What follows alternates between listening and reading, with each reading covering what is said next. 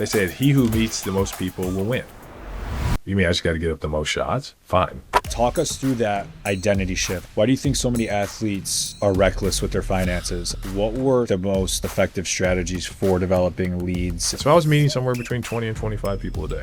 What do you think are the most foundational things for financial success? One of my mentors told me, nothing in this world is new. It's all borrowed and repurposed. The best thing about this is you can borrow and repurpose everything I'm telling you and make it your own. Just add another word.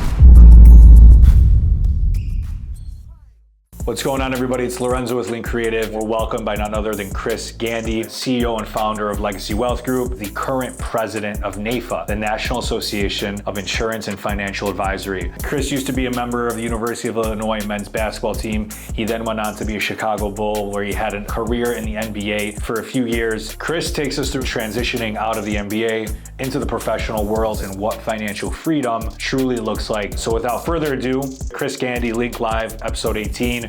Don't forget to like, comment, subscribe, share these videos. It goes a long way. We really appreciate you guys' support as always. Let's hop into the episode. We're back with another episode of Link Live. We're welcomed today by a very special guest, close friend of mine here, Chris Gandy, founder, CEO of Legacy Wealth Group, president of NAIFA, which we'll get into. But you honestly have a million accolades, so we're gonna touch them all here. Chris and I have known each other now for a couple years. He is a pioneer in insurance, tax strategy, financial literacy, and all things there. So I'm excited to get into this episode. He has a lot of wisdom and a lot of stories. So Chris, thank you for being here. I appreciate you inviting me in, and hopefully this is one of the accolades that I can add to the list of things that I've accomplished in my career, is being a part of a wonderful show like yours. Amazing. Awesome. Like all shows, and like I was kind of telling you off camera, I want to start with younger Chris and kind of your upbringing, your story, and how we got to this point. A lot of people know you through your days of playing professional basketball and your days playing basketball for Illinois, which we'll get to. But I want to start kind of from, adolescence, even like high school, Chris, where you were from, how you kind of got into the space you're in today. Sure.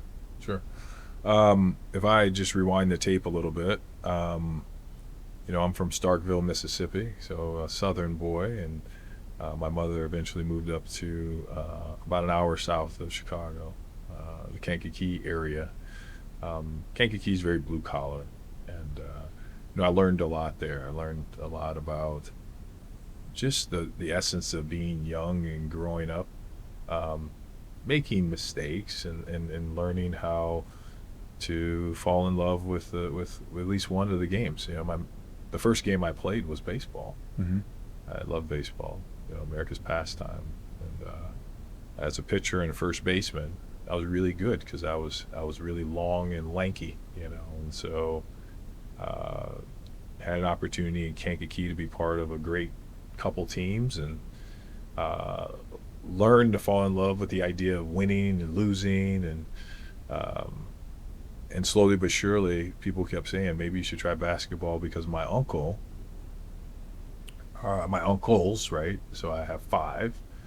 They were all pretty good at basketball. And then one of my uncles had gone on to play college basketball. Okay. And so they were all really tall and wildly athletic. And so they said, well, you should try it. And I held on to dear life of not playing the game because other people told me to do it.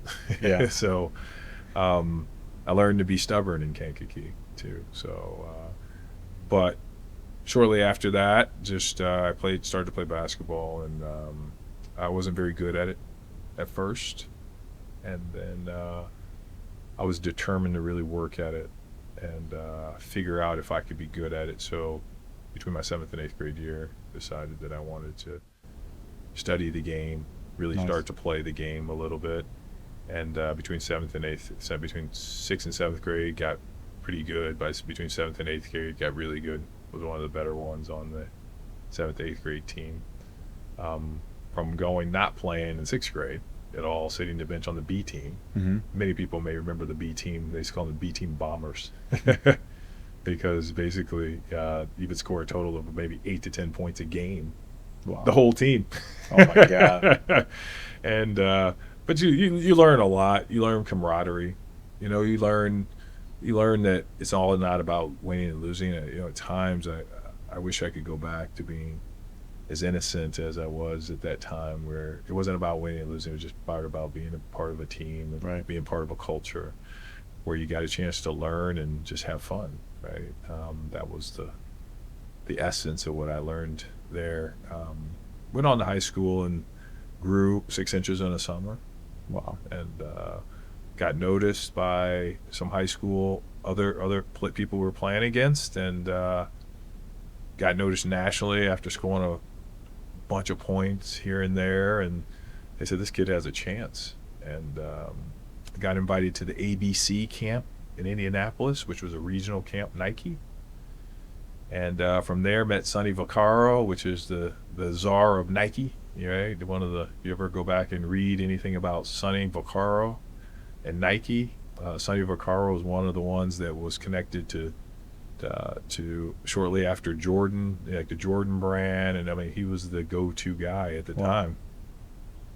When Nike was launched, wanted to go into basketball. Matter of fact, I think that movie that came out, Sonny Vaccaro was mentioned because he was the pipeline of future talent for Nike, and got a chance to play in Sonny's ABC camp, which was a premier camp at the time, and did pretty well. Nice. So rose up to one of the top 100 prospects in the country. Got to number 43 or 45 or something. Lo and behold, doors, people start knocking at the door saying, hey, we think you should come play college basketball. But college basketball for me was never an intent. College basketball for me was a ticket to get out of the economic situation and get away from home. Sure. And get an opportunity to live independently as a young man. So that's what it really was for me, a ticket to education. So Yeah. that's what I took it as. So back in that time, you were getting scouted. You ultimately decided on Illinois. Was there any kind of reasoning behind that? A little closer to Kankakee. Were there any other schools you were interested in at the time? Yeah, I was interested in a couple, but I had to go where I knew I would actually maybe get an opportunity. At the time, Illinois was not in a great time in Illinois. Illinois was actually on a limited scholarship opportunity because they were on probation Okay. at the time. So they only had 2 scholarships, but that offers from Ohio State, offers from Michigan State, Northwestern. I'm thinking about the Big Ten teams, but most of the teams in the Big Ten, I think the only one I didn't get an offer from in the Big Ten was Penn State, and I think they were relatively new at the time. Okay. So, it was really my choice. Out of the top 50 schools, I probably had a chance to probably go to 40 of them, probably 40. So it was Unreal. really my pick to go Yeah. wherever I thought was going to suit my talents the best they possibly could. And again, I had no idea what it was going to be, but I was open. I wanted to go. I wanted to leave home, not look back, go and create, be independent, go be a young man, and go have some fun in college. Love it. At what point in college did sort of that same spark or same feeling in high school where you're like, this is probably going to turn into something still a bit more serious, college, maybe an opportunity for me here? When did that experience happen in college when you thought maybe I have an opportunity to go pro here? I didn't. Believe it or not, I didn't. Okay. It was always a surprise, which is still today, I'm still shocked I even had a chance. But for my first 3 years at the University of Illinois, I got a chance to play, but I wasn't playing to my potential. Some may be circumstance, some may be because of timing, some may be because of just my confidence in myself, because of the actual structure and the actual coaching system, the system in which I was playing under. For one reason or another, I couldn't build that confidence that aligned with my skill set. And my senior year, I was pretty good, but my senior year, we had an opportunity to play under a new coach, new regime. So I got a chance to start fresh in everybody's mind. Got it. And so they didn't know any of the history of me being somewhat timid when I was out playing. because I didn't want to make a mistake.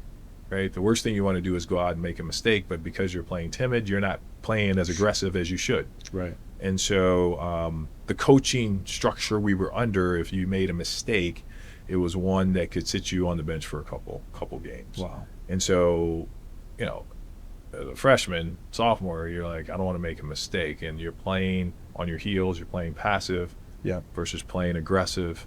And I remember our coach saying one time, he goes, "You're the best practice player we've got on the team." And I'm like, well, put me in the game and don't pull me out, right, when I make a mistake, because everybody's going to make a mistake. It doesn't matter if it's in business, if it's in life. You're going to make mistakes, and your ability to learn from your mistakes so that you can pivot, or your opportunity to improve, so then you can identify those mistakes openly and not feel ashamed for making them, right? Not saying you feel good about them, but also not be ashamed because you made it and feel like your opportunity has slipped through your fingertips because of that. Right. And so getting a new coach was fresh ground. It's like a reset. It was a reset for me. And it gave me the opportunity to learn from a new coach that played differently. So we played in the Big Ten, which was, you know, you bang around 7-footers, 260, 270 pounds. As you see, I'm thin to win. Still haven't gained a bunch of weight, but I was always a thinner framed guy. Sure. I would like to call it a skinny athletic. That's what I was. I was fairly slim, so I had an opportunity to get up and down the court faster than a lot of the big guys. I could jump a little bit higher than the big guys, and I could actually, you know, one thing my coach taught me in high school was that if you can always score the basketball, big guys that can shoot will always have a place in basketball and life. Yeah. So my coach was religious about shooting and scoring. So I always had the ability to hit the 18 to 20-foot jump shot, even in high school. And big guys just would be stuck in the paint. They wouldn't come out and guard me. So I'd just light them up. And then when they came out, I'd just go around them, dunk on them. You know what I mean? Like, it was stuff like that. So, I could use my athletic ability over that. So the opportunity of starting something new or getting a new coach just allowed for me, like you said, to reset and then prove not only to everyone else, but prove to myself that I'm supposed to be here. Sure. And, with the new NIL, I would have got another year. I might have been lottery by then, but under a new coach. But new coach came in, brought in a new regime, a new scheme. Okay. We played fast instead of wait till they come down and bang up everybody. We didn't play that way. And allow for us to use our athletic ability to speed the game up and play at the pace in which we were comfortable playing. And that fit right in the way I was built and the way in which I went about playing the game going forward. Nice. Well, then you go on to playing for the Bulls, right, out of college? Yeah. At a time where they were pretty good. They were pretty good. They were pretty good. Not to date you here, but what year would that have been when you entered the league? No, seriously. I graduated from the University of Illinois this fall of '96, and in '97 I finished at Illinois. So that season '97, okay, I was a free agent in Chicago. And so people were like, I looked at the drafts, I didn't see you. Well, no, you got to look for it. So most people don't realize how the game actually works. Is the Bulls that year only had 2 picks. Okay. The last pick of the first round and a pick in the second round. Their pick that year was Rusty LaRue. You can Google it if you want. Mm-hmm. And Keith Booth Keith was out of Maryland, and Rusty was out of Kansas. Okay. And those were their 2 picks. Their intent wasn't to keep any of them, mm-hmm. right? Their intent was to fill their roster. And then so you had 5 or 6 or 7 of us playing for what they call a roster spot. And so you might remember Jordan, Pippen, Rodman, Dennis, but those are 5 guys. And then you might remember Kukoc and Luke Longley and those guys, and that's another 3 or 4 guys. But typically an NBA roster will have 14, 15, 16 guys. And the reason why they have those guys is because those are the guys that on every day, we're the ones that they actually practice against. They don't practice against themselves. Sure. They're actually practicing against, and then we would rotate on and off of who dresses and things like that. So an opportunity to hang out in Chicago and see some of the best basketball from the front row. Unbelievable. Pretty cool. Being around guys at that level, what were some of their daily habits, mentalities that maybe rubbed off on you, whether it was directly or not, something that you observed that you saw compound into success? Well, the biggest thing I saw is that they practiced just like they played. Like, practice was a full-time game. Practice was the hardest thing ever, because if you practice that hard, then the games become easy. Right. And because they were practicing at that level, you learned how to play at that level, or you try your best to keep up to play at that level. But every possession's competition. Every time you step on the floor, expect that the ball's coming your way. Yep. Every time there's a competition, you need to try to win, right? So it was just, there were some things that were ingrained in the players there that just was top notch. It was the eliteness of what they have accomplished in the past, and here's how our expectations of the people that are going to be affiliated with our team. Wow. So when they roll a ball out there, you understand what time it is. It's not time to tie your shoe. You better be ready, right? Yeah. Because they're coming at you full speed. So it was great, though. There's so many things. Prep, I saw guys work out more than they played basketball. I'll tell you, most people did not realize this, but which is just insane to me. Some of the mentalities, because it was so extreme. But we'd see Dennis and a couple of guys work out before practice, full blown workout. I'm talking about lifting weights, pushing weight. I mean, heavy weight. And you're like, they're coming to practice for 2-3 hours. They're gonna be gas, right? Yeah. Come to practice, go get an ice bath, whatever, and then go lift weights again. I mean, I'm like, wow, okay, so that's a different and that's the difference between a commitment and an interest. Right. Is that, the difference is inconvenience. And so it was understandably very inconvenient. I'm sure they didn't feel good about doing it. I'm sure they didn't want to do it. But they understood by doing that, their body was prepared for when it came time to, when everybody else tired. They could count on their body because they had put it through so much. Right. Yeah, that was the commitment I saw at so many levels. Studying of the game film, like to the nth degree of being able to like study plays and people's tendencies when it comes down to catching the ball, where they run to on the floor, like down to each person they would memorize those things. So they would know people's tendencies prior to them even thinking about what they were going to do. So right. If you can focus on that a little bit, and then the execution on the triangle. The execution on the triangle was a book probably this thick of options off the triangle. If you didn't know what to do, they tell you to go sit on the bench. They tell you to go sit over there and know the playbook. And so if you think about it in everyday life, no one tells you what to do or how to do it. Right? No one tells you what plays to run. But they always tell you got to do whatever you're going to do and you decide to do.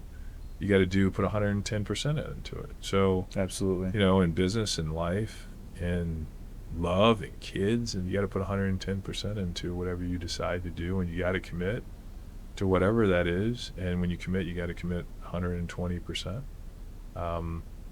Now, I think we all are a little, like, well, I don't want to commit and lose. I don't want to. But think about that. If I go back to sports, imagine if I played with the idea that I'm playing not to lose versus playing to win. That's a losing proposition. I'm going to lose before I really start. Right. And so that mentality is something that I think has helped. I still struggle with it because those guys were built that way, right? And so because they were so good at that one thing and they were able to compartmentalize those things, the other things in their life also suffer. So, sure. The people love athletes. They love the idea of athlete this. But what most people don't realize is we're human just like everybody else. And so the things that you learn to do there also hurt some of the other things. Other areas. Yeah. Absolutely. Well, you go on to play three or so seasons in the league, play some time in France overseas, right? One thing that sticks out to me, or one question I wanted to ask is, Was financial services always in the back of your mind? Did you go in intentionally with that? Is that something that naturally progressed after you were exposed to some of the experiences in the league? No, I saw that a lot of athletes made bad decisions with money. Yeah. So I saw a lot of recklessness as it dealt with money, as it deals with the way they dealt with business. So I thought that I could be a conduit to help players, because the one thing I did learn about athletes is they trust each other. There'd be millions of dollars, and to date, I've not heard of this yet, and I'm still waiting to hear. It's very rare. I don't think I've ever heard it, actually. I've never heard of a stick up in a locker room, right? I've never heard of somebody getting all their jewelry stole in a locker room, right? You see, there's millions of dollars in a locker room. Sure. Jewelry, cars, and your locker's open. It's not like it's locked. It's whoever has access to the locker room can go into it. But the thing is, there's an unwritten rule amongst athletes is that we don't take from each other, because we all went through the fire together, right? We all went through the struggle together, and that's part of it. So it's been a lesson that I've learned, and we've been able. But that's what I wanted to do. I wanted to be a resource for other athletes, so they didn't end up statistics. Why do you think so many athletes are reckless with their finances? Obviously, I'm sure it's driven by ego and the fame and the perception and all of that, but from being someone who's seen both sides, do you think there's another reason driving kind of the reckless behavior with some of it? Well, I think it's a couple things, and I'm sure there's more similar to what you've said, but I think a lot of it has to do with the environment in which they grew up. Sure. I believe we are a byproduct of what we see, hear, and do, and so kids tend to mimic the behaviors of their parents, and that's that's academic. It's not a belief of Chris Gandy's. If you study, just forget athletes for a moment, people have a tendency to mimic the behaviors of their parents. And so if you saw your parents make smart financial decisions, you have a tendency to actually make smarter financial decisions because of it. Right. If you saw your parents just abuse credit cards and things like that, you have a tendency, whether you wanted to or not, subconsciously, that undercurrent of what you're actually doing will have a tendency to do the same types of things. And now we flip it back to athletes. So many athletes come from lower income environments, or environments where they might be a single parent household, or they may be from a household that might not have the financial means to be able to understand the economic, what I call fundamentals of building and sustaining wealth. And now all of a sudden you have somebody who's never had it. The people you love and care about have never been aware of it or accustomed to it or dealt with it. And now they've got it, and now they're out on their own trying to figure it out. And so I think much of it even more of it has to do with where they came from and the environment in which they're in. And then there's no boundaries or rules around the spending in sports, quite frankly. There's no guide rails to say, okay, if you do this and this, you'll be successful. Right. So I think a lot of it has to do with where they came from, and then the fact that there's just no boundaries around. 100%. Yeah. So you segue into financial services, and I feel like a lot of athletes, former athletes, get into the financial services space. It seems like a natural progression. You kind of just alluded to the reasoning as to why you were passionate about it. But talk us through that identity shift. It's one of the developing topics I want to talk about today is identity shifts, understanding your identity, right? I'm sure up until that point, so many people identified with Chris as the basketball player, the basketball guy, this and that, right? And then you make a shift into financial services. Mm-hmm. Talk to us about what that looked like, how you overcame that, and also what it looked like to segue and kind of transfer into a new industry at that time, building up your book and stuff like that. Well, I think it's hard, and I'll speak on behalf of the athletes that are out there, is I've always said what I did and who I was as a person were two different things. Yeah. So if you think about an athlete, it goes down. So if we rewind the tape, do you remember back in the day it was athletes are role models. Athletes are role models. And there was a big commercial on that. And then the media jumped onto it and said, athletes are role models. And then Charles Barkley finally said, athletes are not role models for your kids. You guys are the first role model, or their parents. So it's the idea that athletes are held at a almost on a pedestal, Right.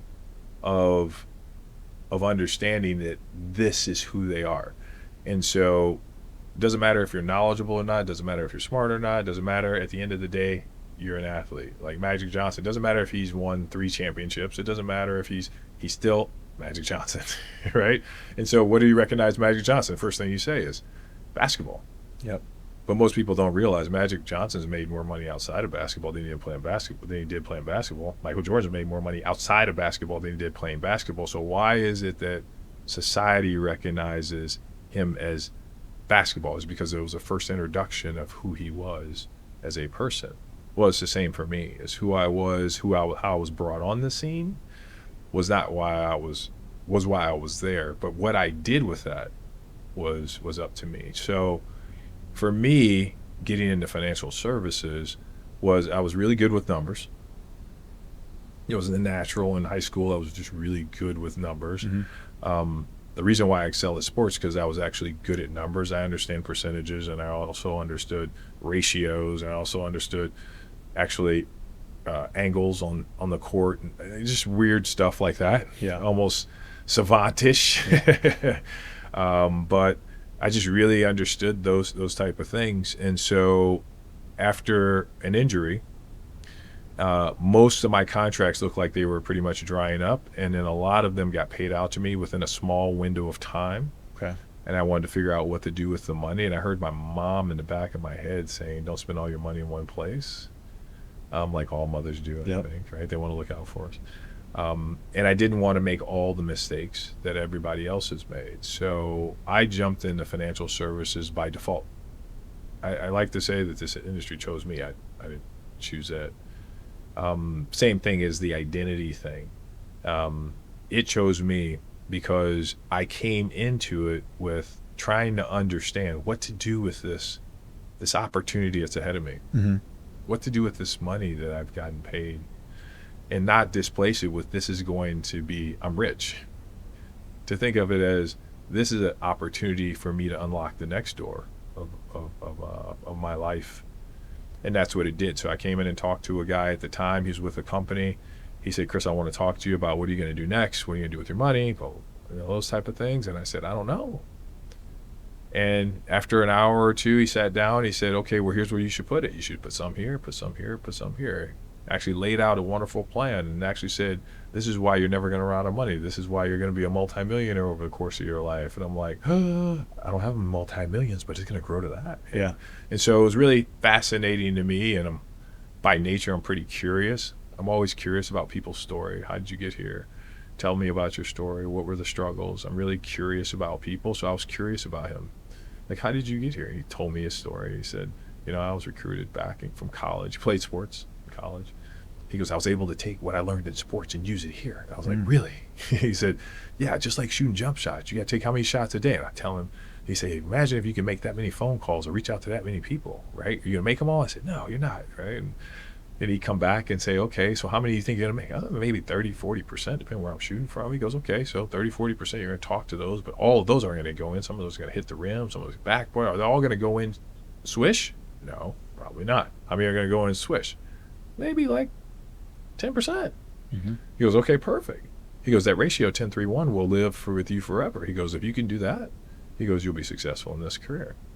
I said, wow, maybe, right? And I understood numbers. Yep. Right. So if you go back to what I said, numbers just made sense to me. So I know I didn't make every shot. I didn't make every shot. I didn't shoot. So I shot every time. I shot as many as I could, get as many shots as I could. There was a standard that was there that the organization set out. This is how many people you need to contact a day. So I took that number and actually did twice as much. So my progression, my growth would grow faster. And I became more skilled at playing the game that other people were playing because I didn't have a network. My network was people that I knew growing up with that didn't have money. Right. So their network were people that maybe they grew up with money and they had a great network, people that ran companies, things like that. So I didn't have that. So I had to fight my way out of trying to figure it out. And the only way I did that is by doing it more than other people. Right. And so financial services kind of found me. But I go to your identity piece. Who I am now and what I do are two different things. Don't confuse the two. What I do now is I help people try to show up as their best version of themselves financially through education and empowerment, so then they can actually live a better quality of life. Not for me, for themselves and their families, for the people they love and care about. So they can be better in their communities. Because if we have solid people that can stand on their own financially in their own communities, the communities will rise up and be better for it. Right? Yep. But where do they go get those resources from? Right? There has to be people that give more than they receive. And so the idea is that we could create that place, that environment for people to do that. That's the reason why I feel called to this industry, is to help as many people as we can. Amazing. At the time when you started, what were some of the most important and I guess effective strategies for developing relationships, for developing leads and continuing conversations, right? There wasn't as much tech obviously as there is today to do that. What were some of those early strategies? My thing was, you won't believe this. Some people may listen to this and say, I can't believe he actually did that. But I did, right? So they said, he who meets the most people will win. Regardless of what they say, regardless of how they do it, regardless. And I was like, you mean I just got to get up the most shots? Fine.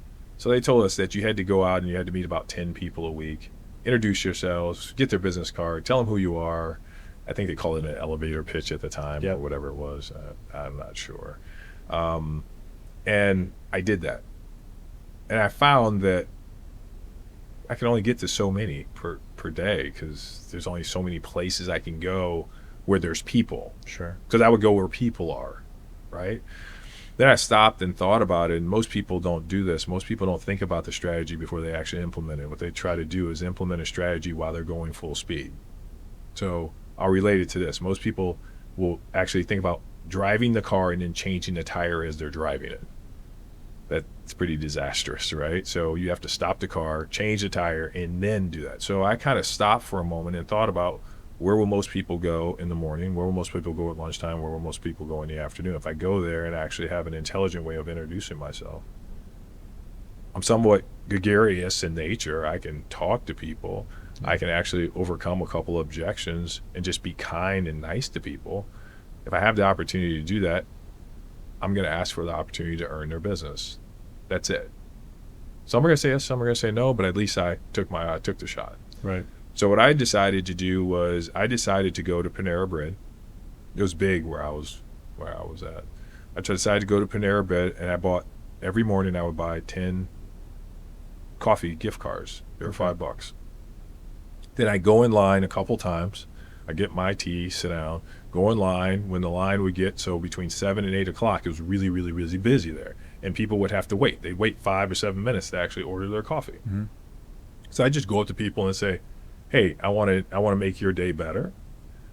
I would like to give you something from my heart to yours that would make your day better.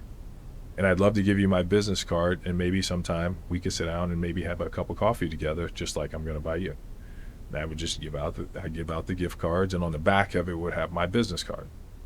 And then other people, I say, do you have a business card? And they say, yeah, of course. And they give me their business card. So I was meeting, literally at breakfast time, I was meeting 5 to 7 people. I was meeting another 5 to 7 people in the afternoon at lunch places. I'd go sit at the bar and sit there, and I'd introduce myself to this person. I found a way to meet people. Sure. I go to networking events, after hours, things like that. So I was meeting somewhere between 20 and 25 people a day, every day. And most people were meeting somewhere between 20 to 25 people a week.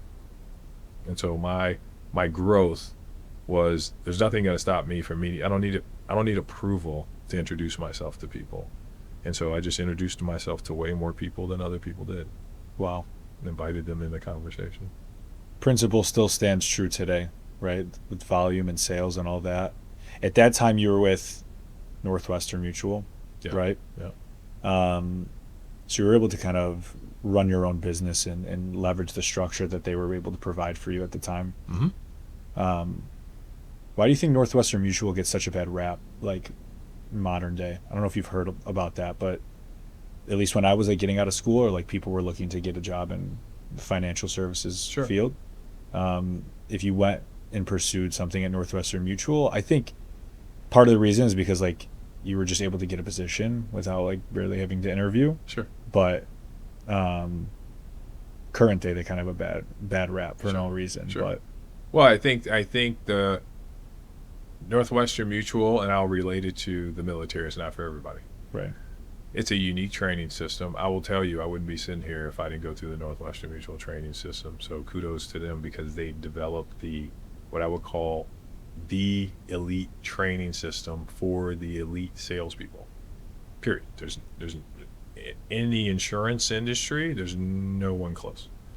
I read something about the $1 Million Club that you were a part of, right? $1 Million Roundtable, right? Roundtable, yes. So one of the things that they do is they teach people how to sell insurance at a very high level.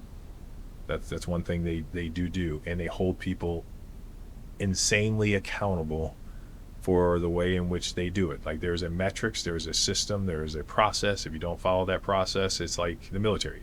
You're not going to be here. It doesn't mean you can't be in the military. You just can't be in this unit, right? So if I'm looking at that group of professionals at this time, I'm thinking that it's more like they're like the SEALs or the Delta Force, right? Because it is specific to, doesn't mean you can't be in the military, right? But it just simply means that if you follow that model and you can make it there, you can make it anywhere. So I think it gets a little bit of a bad rap because it's not for everybody. But everybody goes, but so many people go there first, and a lot of people don't have that mental toughness or discipline to do the things that they ask you to do. That makes sense. So it's never their fault, right? It's always their fault, right? And so it's never, and sometimes it's just not the right fit, right? And that's okay too. So you pursued a career there for a while until then starting Legacy Wealth Group. Was there anything in between that I'm missing, or it kind of transitioned right into that? Yeah, so I was at Northwestern Mutual and did a bang up job there. Brought on a couple of friends, convinced them. I said, listen, you're not doing anything else. Why don't you come join my team? And I taught them how to do the business too. And I recruited some other people. Did the college training thing, was teaching young people how to do the business, got excited. And I'm like, I can lead people. This is kind of cool, just like sports. I was a captain on our team, so I was leading our team too. Okay. I was one of the leading scorers, so I was leading by actually doing and by actually, empowering others and encouraging others along the way. So I got into this business thinking, and I've always had a mindset that I wanted to be a leader, not a follower. I've always wanted to be progressive in thought. I've always wanted to be a visionary of actually the industry, not just a reactor, just not an actor in somebody else's movie. So even when I was playing basketball, I always wanted to be a head coach when I played, right? And so if you think about it, there's the player. If you think about the hierarchy of a sports team, there's the player, there's the GM, there's the assistant coach, there's the head coach, and then there's the owner of the team, right? And what's interesting is the owner can afford to pay all the other people. So that kind of made sense. Like, what do I need to do to become an owner? And in these systems, the way the systems are built at Northwestern, I raised my hand and said, I want to be a coach, right? Because coach was the avenue, coaching others, helping people achieve what they need to achieve. And by that, me achieving what I need to, it allowed for me to tap into the idea of growing from within. So the one thing I didn't do is stop being a producer. So I always was a producer, always on the field of actually creating opportunities and building clients. And then I raised my hand to be in quote unquote management and or a field leader. So I took a field leader position at Northwestern, did well first 2-3 years, and then left Northwestern Mutual and went to Mass Mutual because I thought that my progression was moving slowly because there was only so many seats at the top. There was one seat, which was GA, and that general agent role, that role didn't have my name on it at that company. Doesn't mean it didn't have, just like being a part of a team. It doesn't mean that I can't play in the league because I don't play for the Bulls. Right? Sure. I'd just go play for another team. So I took that jersey off, put on another jersey, went to Mass Mutual here in the city of Chicago, joined a group, and helped grow that group to a pretty prominent group in the country. We had probably 6, 7 offices around Chicago. We were doing amazing work. We were recognized nationally as one of the most unique and diverse organizations within the company at Mass Mutual for a long time. And Mass Mutual, great experience. Got a chance to learn, got a chance to build very large groups. Got a chance to lead a couple diversity groups in that space too. It was great. It was great. But that was my first introduction to real corporate America. Fortune 100 company at the time. I think they were Fortune 500. They were 106 at the time. And there were just some cultural things involved in that, as large as that was, that just made it so then locally it was very difficult to work within the infrastructure here if you didn't have a good leader. Okay. So if you didn't have a good coach, you couldn't go to the corporate side of it and be like, that guy's not a good coach, get rid of him, right? It was, well, that's not our issue. Like, it's the brand is the brand is the brand is the brand. Right. So it just wasn't, it got to a place after about 11 years where him and I, the way in which we thought about doing business was different. Sure. My vision for building something significant, the legacy, that's where that comes from. His idea was me. Like, how do I build for me? And so we eventually separated. Okay. And Legacy Wealth was born. I said I was never going back to to the ivory tower, to the tower where they're not connected to the field that way. So we'll figure it out. And 24/7 a day, it became like, recreate yourself. I thought about college. My story goes full circle. I recreated myself in this industry probably 12 times. And it all goes back to I did it in college. I played on that team for a long time, and then there was a new coach that came in. When that new coach came in, he didn't know anything that happened before, so I got a chance to recreate that identity that you mentioned, who I was. And in their eyes, I don't know who that person was, but this is the person that we know. This is the person that we believe in. And the same thing in our industry. I got a chance to build something from scratch. So if it was messed up, it was messed up because I created it wrong. And we got a chance to start creating that momentum where Legacy Wealth was born. Very full circle. Very full circle. So that, now we're around 2017. Obviously, you were wildly successful as a producer in financial services. What were some of the early business issues or challenges where you're like, well, I know how to do my job and I'm a master of my craft and I understand my profession and industry, but I haven't tried this full-blown business thing before. What do you remember as some of those like early things that you maybe didn't struggle with, but that you saw as a challenge, as a roadblock that you had to overcome? I would say just unbridled naivete. Sure. I mean, I was naive to the fact that there was tenure in this. Mm-hmm. I was like, no one's stopping me. I have the talent, I have the wisdom, I have the skill. I can do whatever I want. Arrogance, ego, those are real words that people don't take seriously. Ego wins every time it shows up. So you got to figure out how to put it somewhere where it actually works for you, not against you. But it's a challenge. It was one of the largest challenges because I'm an athlete. I could do this. I'm better than you. I wanted to compete all the time with whatever it was, and there were times I just didn't need to compete. So that was some really difficult. And then organization. To be honest, I hire people now, so they deal with the organization because it's just not. I think people have to understand just in life, there's things you're good at. Yeah. There's things you're not good at. And most people will try this, and I heard this from one of Zig Ziglar's books, and, was the things you're really good at, you're gifted at for a reason. The things you aren't so good at, you need to make enough money so you can hire somebody else who's better at that than you. And I'm like, okay, so organization was never really my strong suit. So I have a tendency to be around people that are really crazy organized. Okay. Because that's their strong suit, right? If you look at my team, they're meticulous about organization, right? Because I'm not so good at it, right? They struggle with, very large visions and really creative and colorful visions of what the future can look like. That's not what they are. They are tactical people. Sure. In nature. Same with a lot of the vendors and resources that we use or work with. Same type of thing is, here's a product, here's a service, but this fits you now where you're going. No, let's talk about what that looks like, because that's the exciting part, right? That's where the motivation comes from. That's where the fire and desire comes from, right? Is how do we do that? What's the future look like?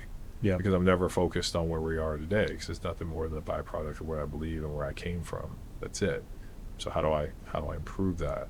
And so I'm constantly thinking about the change now that I'm trying to make is shifting from the idea of what success look like to what does significance look like in this lifetime. How I want to ask that actually. How has that shifted for you? Right? Maybe it stayed the same, but when you started Legacy back in 2017 versus now, how has your definition of success for the agency, for the organization, shifted? Well, it shifted a little bit because I always thought like other people wanted me to think. Okay. Does that make sense? Like someone else's definition of success may not look like mine. Right. Right. And we spend so much time trying to adopt and adapt ourselves to what their success looks like. Like someone may say Elon Musk is successful because he launched Tesla and because he's got $20 billion. I may say, well, success to me looks like someone who helps people at the homeless shelter.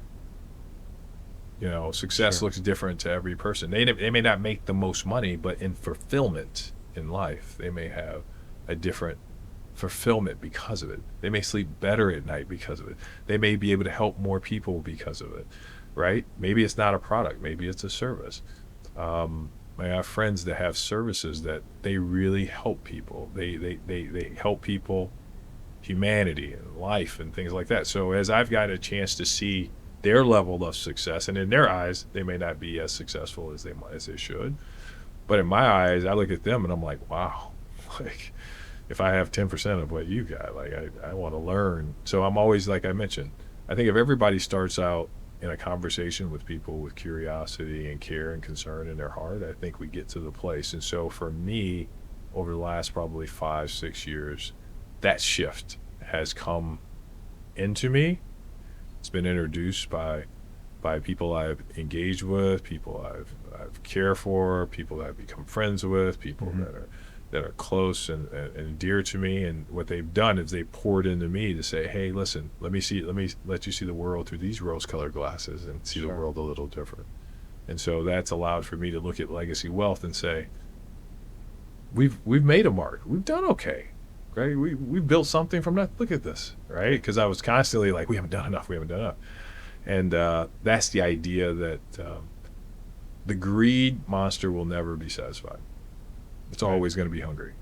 So if I don't feed it, it's like, okay, what's next? So if you ask somebody who has $100 million, what do they want? $101 million. Sure. So what is truly driving them and what is success for them? I think people have to define that for themselves. But I think it truly comes down to awakening yourself and trying to figure out what's important to you and why it's important, and then ultimately being comfortable with the things that success will look like for you, and you don't have to prove it to other people. Right. Currently, what is the size of Legacy in terms of We 20 move every day. Yeah. Every day, right? I wake up in the morning, it's this number, and next day it's this number. But we have this office that we're partnering with and trying to move along out in Newport. So we love that. The office in Fort Lauderdale, which is great. And then the office here in Chicago is great. And then there's a small office here in the city that we're trying to move along, but we're trying to expand. This year we're going to try to probably double in size of just feet on the streets of people. Because that legacy can't be done by just one person or two people, even Right. 5 people, right? We think that the true impact we can have is by affecting as many people as possible, to inspire as many people as possible. Hence why I've taken some of the role of trying to help the industry with the NAIFA opportunity. Yeah, let's get into that a little bit. So you obviously have a very strong footing now in public speaking. Is that something you were always interested in doing? Is that something that, again, kind of naturally called to you? How did you get into the whole public speaking thing before we get into NAIFA and all that? It was performing. It's playing on the biggest stage, playing in front of 20, 30,000 people. When you're shooting a free throw, there's only one person they're paying attention to, and that's you. And so the fear of performing in front of people, as simplistic as that sounds, it just goes away. You learn in sports how to compartmentalize the audience, the crowd, because if you go to a school like Michigan State or another, what they call a hostile environment, the people are literally standing right behind you and they're yelling anything and everything about your family.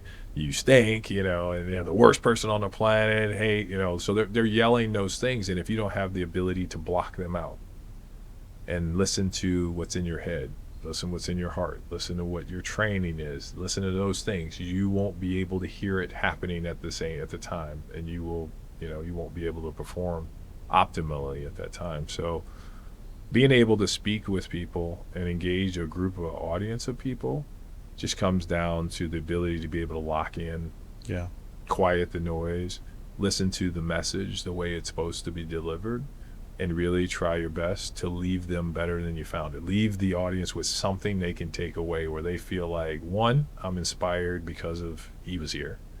My life is a little different because I've learned, I've heard him, right? Sure. And then last but not least is they feel like they want to go out and they want to move now, right? Why do people do those things? Why do people go to professional speaking things? Why do they do that? So it's always been a part of kind of my DNA, is that you give more than you take. And right. I mean, show up and people ask you to do something, is your knowledge and your wisdom is not yours. Right. Right. If you think about wisdom is best when it's shared. That's why there were the three wise men who shared the wisdom amongst all the people, is because it wasn't theirs, and those who didn't share it actually lost it. So, if you think about that, our wisdom, we get it over time, and our ability to share it helps us become more and more successful because of it. So, is there any framework or any preparation that you've adopted that really works for you? Just like a game. Yeah.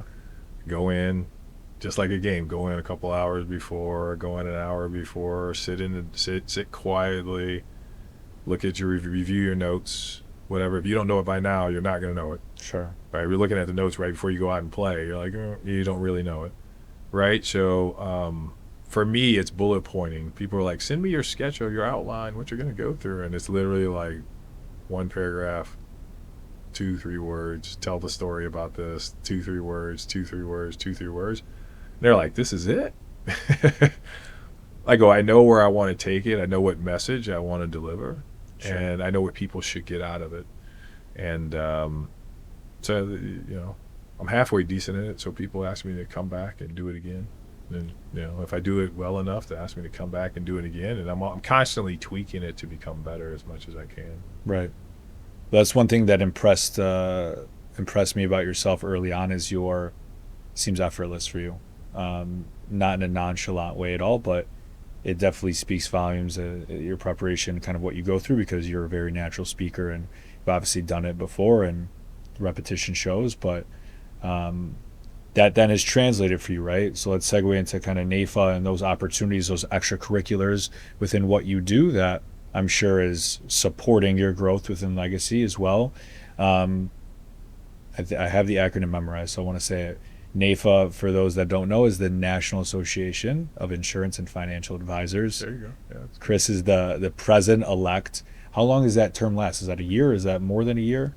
I'm the president now. So as of January 2026. I was a president-elect in 2025. Okay. That's what I got. And January 1st of this year, I went through my inauguration, so to speak, was sworn in about a month ago to my duties in DC, and we started the process 4 years ago of really uncovering what we really want to do this year, which is dynamic in nature. They've never seen anything like this, and I've got good people to help me execute it the way in which we needed to go. Explain the progression, because you've been on the board for quite some time. You held another position as secretary.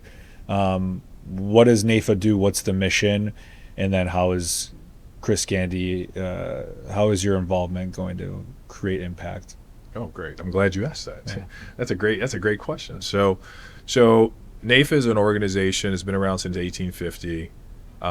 It was the way in which, if you wanted to buy insurance in the early 1900s, then you had to buy it through an association. You had to buy it through a kind of club, so to speak, right? And so if you bought it within this club, you had an opportunity to buy it for your family, buy it for your tractor, buy it for whatever it may be.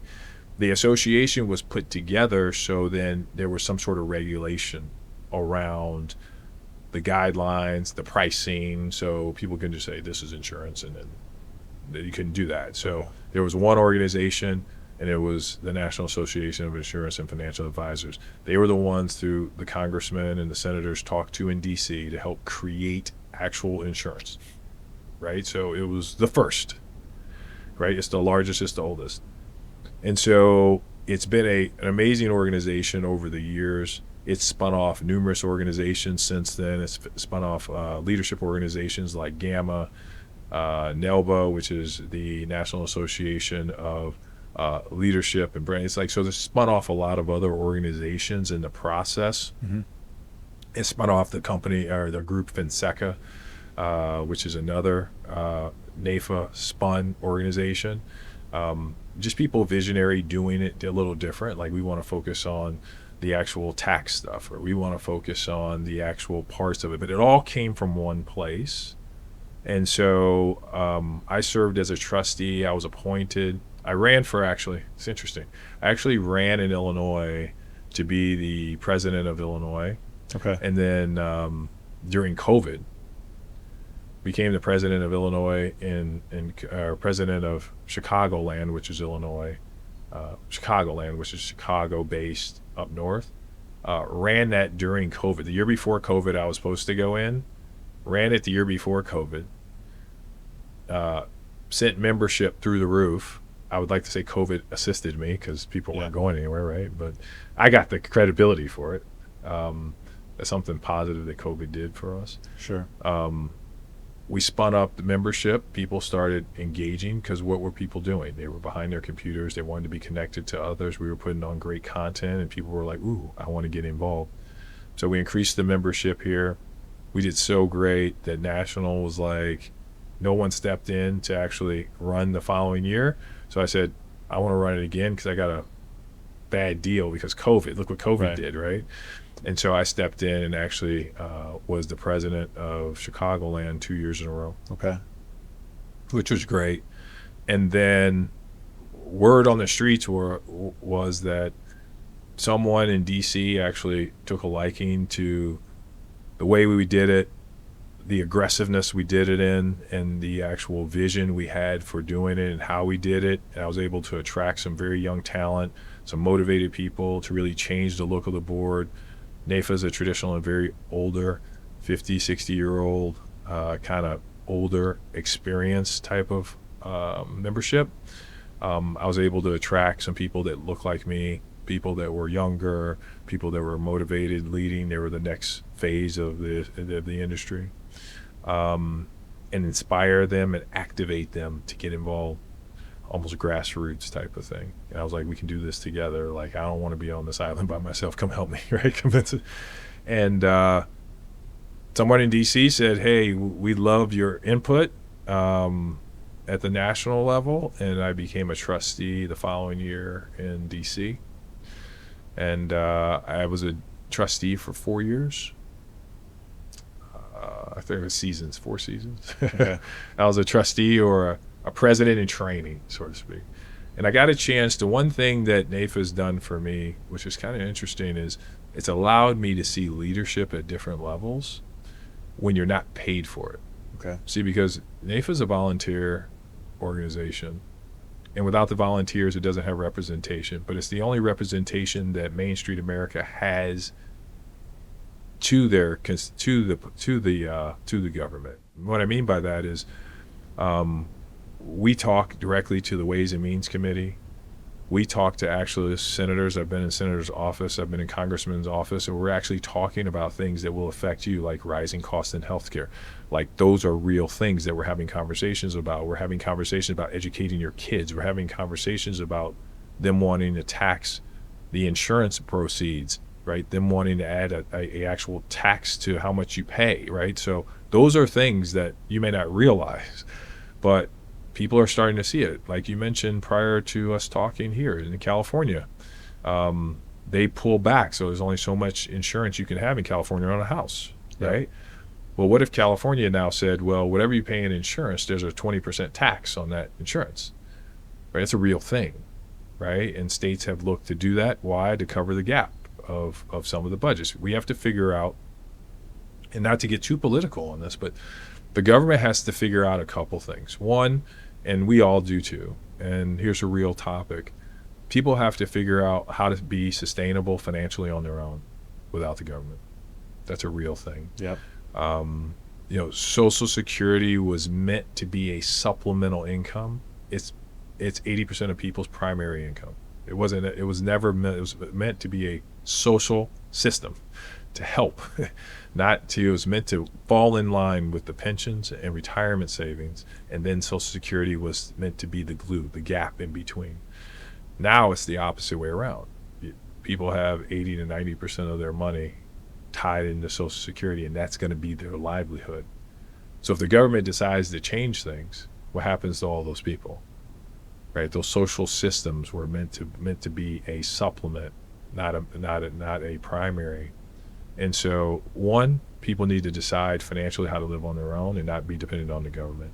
Number two, the government won't come rescue you. You got to stop spending so much money. You have to save some money. That's a real thing, right? Yeah. We're in a world where people spend more than they make. It just is. That's natural statistics. Has nothing to do with Chris Gandy. Has nothing to do with Lorenzo. Has nothing to do with Link Creative. Has nothing to do with this podcast. People spend more than they make. That is a fact, right? That's the statistical data. And last but not least is, we have to start really starting to think about not working in the future. We were conditioned to work until you just can't work anymore. That's not the quality of life we were ever meant to be, or ever designed to be. We were meant to work so that we could take care of the things and take care of our family. Yeah. Right? We weren't meant to work until we just couldn't work anymore. And that's where people are. Well, I'm just going to work till I can't work anymore. And so quality of life is super important. And people need to get to the place where they have a good quality of life and be comfortable and stop trying to chase someone else's dream. So if you look at my role in NAIFA now, my role is to help what I call Main Street America. People you look at, your parents, people that are out hustling, trying to make an income, people that are trying to figure out after certain things happen in their families that may not go the way they want to, whether it's a marriage or a divorce or something, what I call financially significant happens, for them to stop and to think about, what can I do? What is the most intelligent way for me to approach this financially? And as long as I can do it with sound financial decisions, our job is just to give them advice on how to do that. And NAIFA serves a great role in that, because we have a moral code that we swear by, that we have to adhere to outside of just the actual one that the laws have. There's a whole nother one on top of that we have to go by, that actually holds us to a higher standard, even over and above the regulation of the SEC, FINRA, and all the other ones. And so I'm leading that organization now. And we got a lot on our plate, man. We're excited. I'm going to the Treasury in a couple weeks to, the place where they print the money. I'm going there to talk to them about some of the new accounts that are going to be coming out in the summer that people will get a chance to participate in.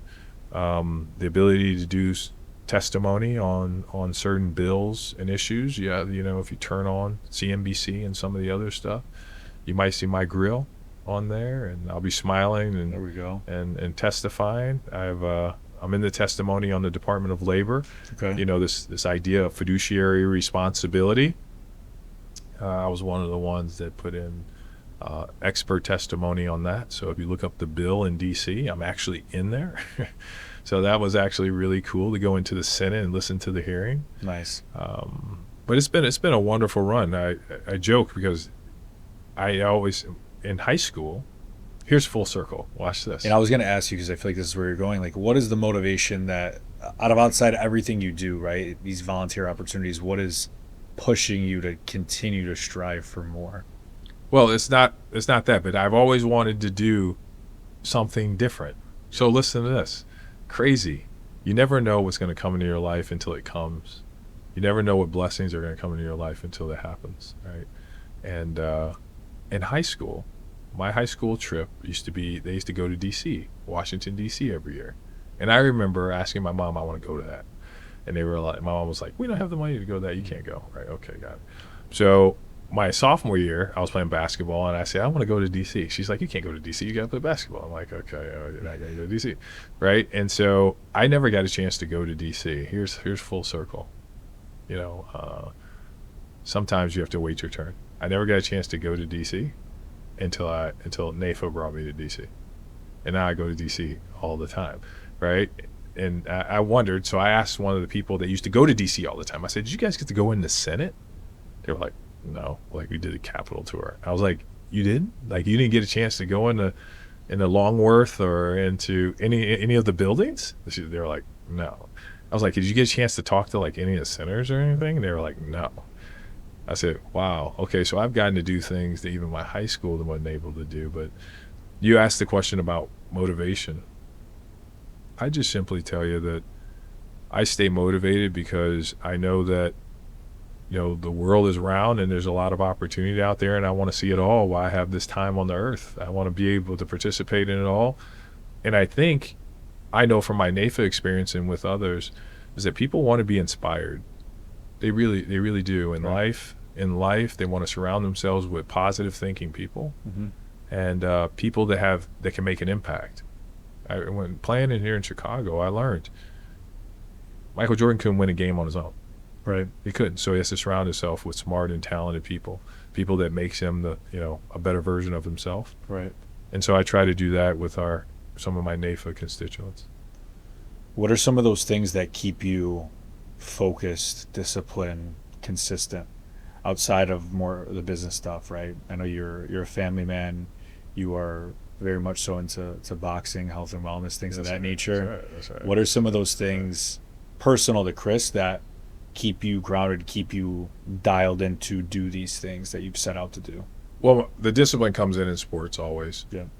Sports is always fun. So I always have to figure out how to stay athletic and how to keep what I call the athletic edge, right? So, my body doesn't work the same way it used to. I can still play basketball. I just can't play at the pace I used to. And at the end of the day, it's a young man's game, right? So I have to brace up. I have double braces and things like that. They look like a RoboCop out there. But now, about a year and a half, 2 years ago, someone was saying, you know what, boxing is just as hard as basketball. Yeah, I'll stop it. It's boxing. Come on, man. It's like, So I took up. I started boxing a couple of years ago, and it's truly a hard. It's one of the hardest sports I've ever played, but because it's Taxing. it's just you, and how far can you go? Right. How much can you give? Right. And it's really peaceful because you can just go in and forget. Sometimes I'll be in there an hour and a half. We've been in there 2 hours and 15 minutes. 6,000 calories less later. You're trying to figure out, okay, where am I at? But Yeah. it's the thing that keeps me motivated the most is that I never want my son to think that his dad can't do something. So you Right. know, it's important to me. You mentioned family. You know, it's important to me that he sees his dad as somebody who can do a lot. Right? If he can do it, I can do it. Yeah. And I learned that from other people. If he can do it, I can do it. I can Love do it a it. little bit better. Right? And so inspiring him to do those things. Also, other young professionals are coming up as, you know, when I was coming up, I saw somebody and I was like, man, I want to be like him when I grow up, right? And Right.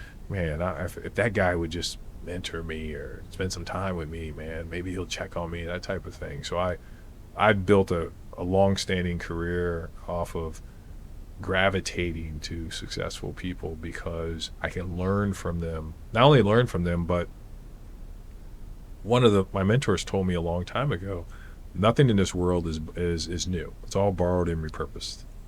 So he goes, listen, the best thing about this is you can borrow and repurpose everything I'm telling you and make it your own. Just add another word. I said, really? And so, you know, borrowing and repurposing things in life and coming up with my own little, you know, unique sayings and things like that is always kind of cool. When I hear other people in my office start to say, hey, I got a Gandyism, I was like, what? Excuse me?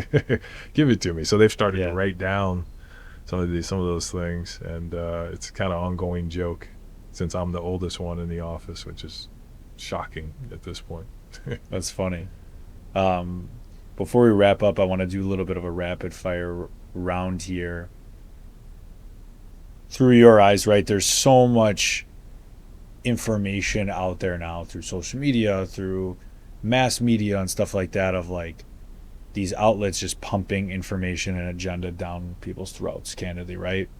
Through your eyes and from what you've seen over the past couple decades, what do you think are still the most foundational things a young professional, aspiring, you know, business individual could do to set themselves up for financial success?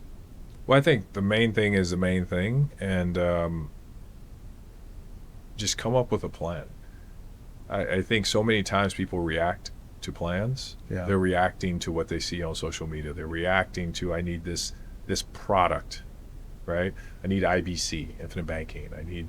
I need, you know, this hedge fund, or I need this ETF, or I need gold, or, you know, it's constant, right? And you have to think for a moment that just because it looks good to me doesn't mean it's good for me.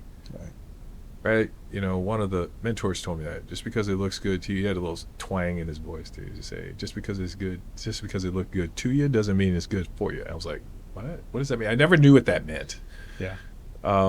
There's a lot of good products out there, but no one has the market cornered on ideas. Mm-hmm. So how do I know this fits into my plan, my strategy? Let me stop and think what's important to me and why it's important, and stop reacting to everything. So if I'm a young professional, man, I start putting money away. I start buying into the S&P early, so you can start to realize there's ups and downs, and there's that type of thing. Start saving your money. You know, there's no shortcuts. I don't believe in, you know, this may be the first time you might have heard this.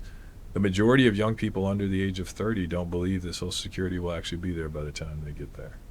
So if that's the case, then you got to do something to protect yourself and to save for yourself.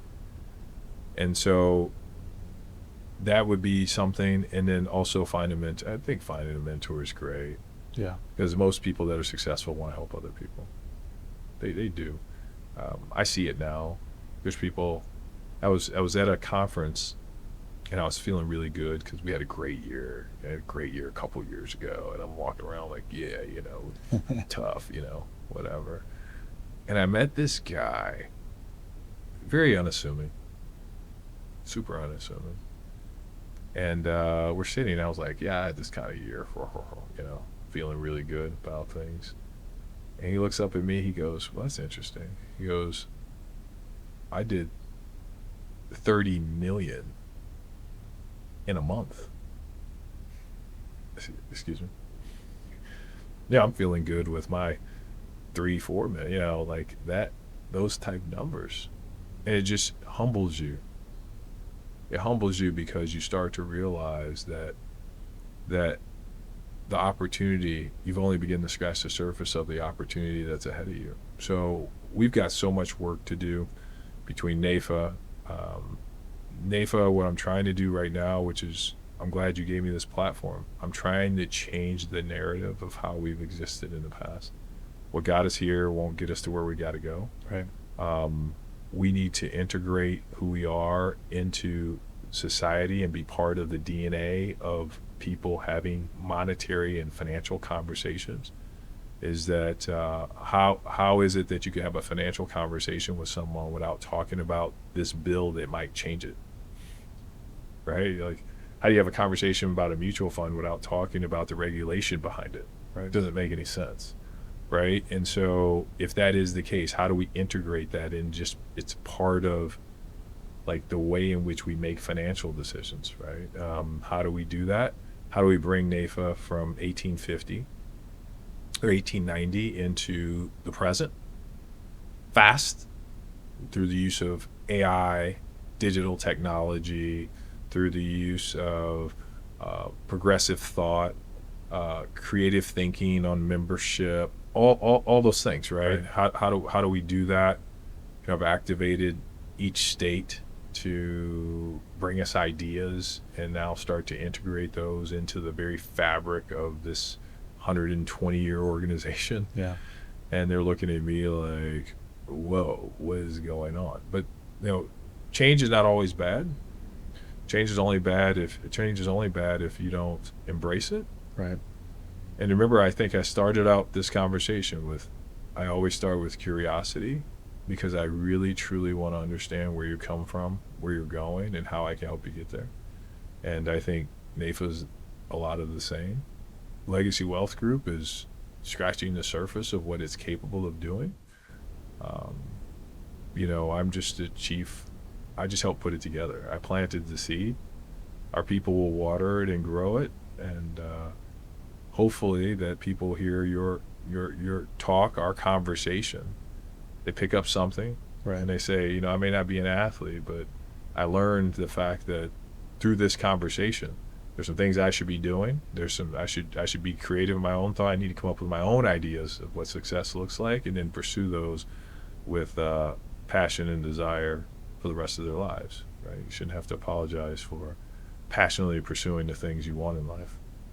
That's not the real deal. So hopefully that's the case, and you know, people follow us and follow you and keep doing the deal. Well, we're gonna get the word out there.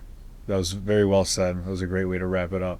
Yeah. Tell the people into your camera there where they could find you, personal handles, Legacy Wealth Group handles, the whole thing. Yep. So Legacy Wealth Group is www.TLWGLLC, the Legacy Wealth Group LLC, TLWGLLC.com. We're there. People can put their name and say, hey, I want to talk to that guy. I want to have a consultation. There's a lot of advisors around the country that can help. But there's a lot. I mean, there's just a lot. We look to just add value. We're going to be going around.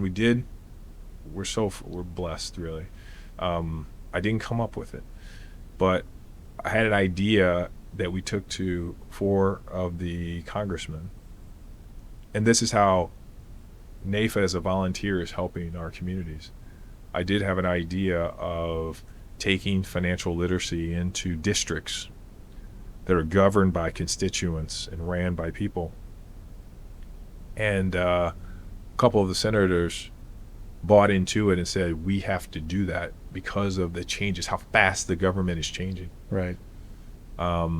And I said, let's do it. I said, but I don't want to call it financial literacy, because as soon as we call it financial literacy, everybody puts it in a bucket and nobody can define it.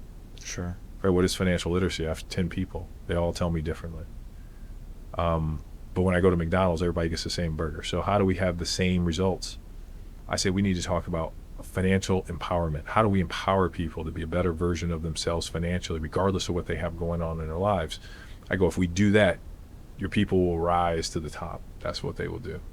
And they were like, we love it. Okay, so we're imploring these. We got 4 that we got the okay on, so we're going to roll these out this year. And we're going to roll them out with our NAIFA partners that are in districts around the country. We're the only organization that has representation in every single district. So every district that's out there. What that means is, for some people who don't follow government, is that your local congressman and your local senator have to do what's in the best interest of their representation. They're representing the people in D.C. We have representation in every single district. Wow. We're the same things. And as we roll these out, we're going to roll these out in partnership with their districts, the constituents, the people, just like you guys, everybody. Mm-hmm. We're going to roll that out. And then I'm going to pilot it nationally. So beautiful. You'll see us on a bunch of different things, waving like cool. we're here, and we're here to to uplift the people, to empower the people, just to try our best to give back dignity to humanity. Yeah, because I think we've missed it. We've lost it along the way, and we can get it back. Amazing. Well, you heard it here first. Powerful messaging. Chris, thank you so much for coming today. Yeah, it's a joy. I love it. Amazing. Thanks for having me. Link Live. That's a wrap.